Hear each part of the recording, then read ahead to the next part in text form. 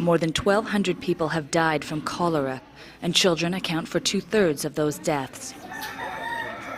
In the slums of Wharf Jeremy on the edge of Port-au-Prince, Sister Marcella has her work cut out for her at the area's medical clinic. Every morning when I came here, 6 o'clock, I found people dead here in front of the clinic. So we start to organize to stay here with nurses and doctors for 24 years.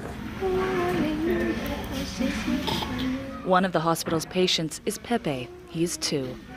Sister Lisa is looking after him and says it doesn't have to be this way.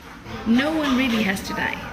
As long as they get here in time, as long as they get hydrated in time, no one has to die. It's amazing.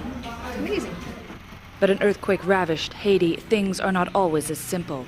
Poor sanitation and limited access to clean water are only 2 challenges facing international communities in their fight against the waterborne disease. At the root of the problem is something really large that outsiders can't come in and solve. Nika Alexander works for the Pan American Health Organization, who run this warehouse where all the country's medicines are stored and shipped out to cholera-affected communities.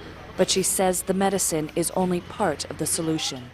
The difficulty is a basic one of infrastructure, and that's something that can't be rebuilt quickly, and it's why the response looks so slow, and it's why bad things keep happening, because that basic infrastructure is not in place. With such challenges, the attention is on prevention. Here at a center for rescued children from forced labor in the country's capital, Haitian Boy and Girl Scouts are helping to deliver cleansing soap and bleach in an effort to avoid a cholera outbreak.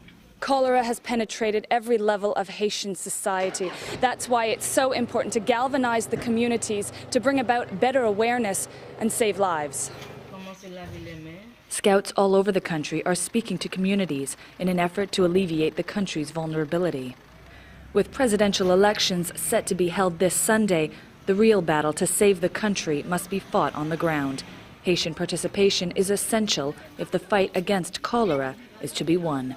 Natalie Carney for Channel News Asia in Port-au-Prince, Haiti.